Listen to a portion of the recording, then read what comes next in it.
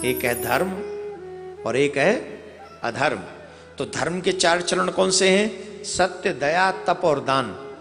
ये 4 चरण हैं धर्म के। लेकिन अधर्म के कौन से हैं? बोले असत्य, हिंसा, असंतोष और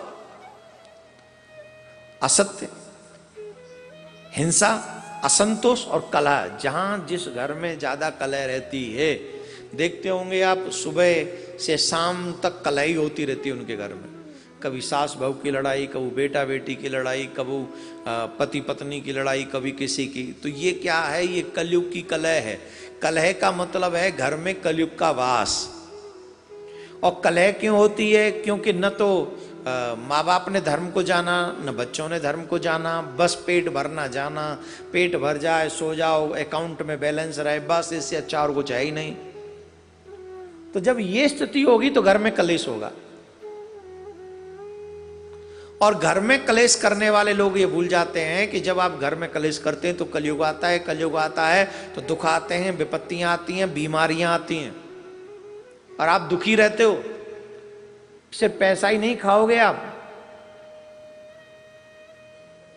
सबसे बड़ी जो संपत्ति है, जब आवे संतोष धन, सब धन धूर समान।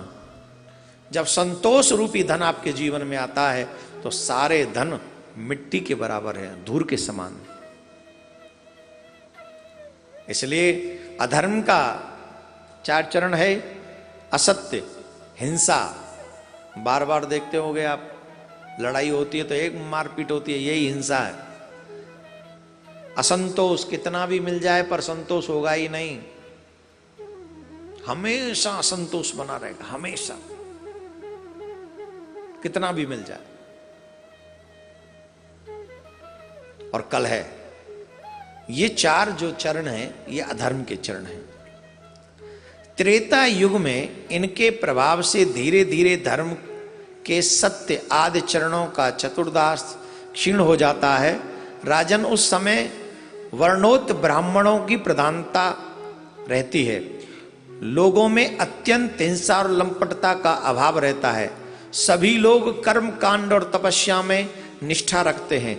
अर्थ, धर्म, काम रूप त्रिवर्ग हमेशा सेवन करते रहते हैं। अधिकांश लोग कर्म की प्रतिपादक वेदों का पारदर्शी विद्वान होते हैं।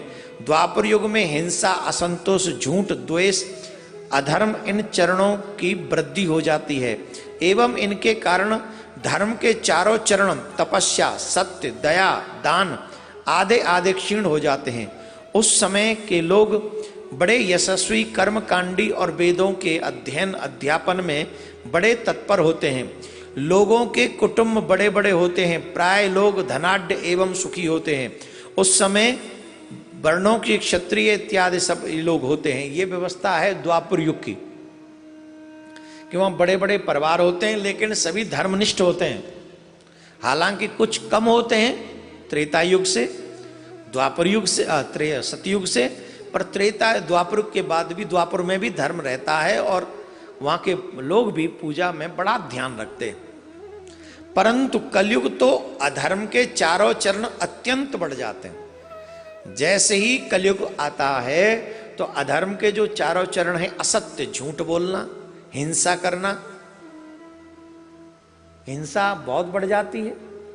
झूठ तो मतलब अब जब से फोन आया तो आप झूठ की कल्पना ही नहीं कर सकते। कर सकते हो? कहाँ हो, हेलो, कहाँ पहुंचे, बोलो बस निकल गए, रास्ते में ही है। और सच ये है कि अभी तक नहाया भी नहीं है निकलने के लिए। सच ये है कि निकला भी नहीं है अभी नहाने के लिए, लेकिन क्या कह रहा है, निकल गया हूं, रास्ते में हूं। झूठ है, बहुत झूठ बोलता है और ये कलयुग का प्रभाव है। अगर आप जितना झूठ बोलेंगे आपके पाप उतने बढ़ेंगे, कलयुग आपके ऊपर उतना हावी होगा।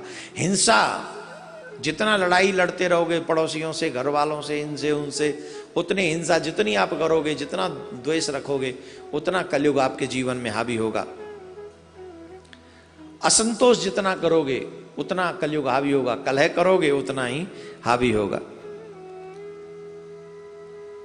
उनके बढ़ जाने पर धर्म के 4 चरण धीरे धीरे तप, दया, दान, तप, दया, सत्य, दया तप और दान, ये चारों असत्य की वजह से, कलह की वजह से, असंतोष की वजह से धीरे धीरे कम होने लग जाते हैं, लोप हो जाता है। कलयुग में लोग लोभी, दुराचारी, कठोर हृदय होते हैं। वे झूठ मूठ का एक दूसरे से बैर मोल ले लेते हैं एवं लालसा तृष्णा की तरंगों में बहते ही रहते हैं। उस समय उनके अभागे लोगों में सब में ही निम्नता आ जाती है, सभी की स्थिति विचित्र हो जाती है। सभी प्राणियों में तीनों गुण होते हैं, सत, रज और तम। जब सत्य जागृत होता है तो समझ लो सतयुग है, और जब तम जागृत होता है, जब रज जागृत होता है तो त्रेता या द्वापर समझ लो। लेकिन जब तम जागृत होता है तब समझ लो कलयुग है।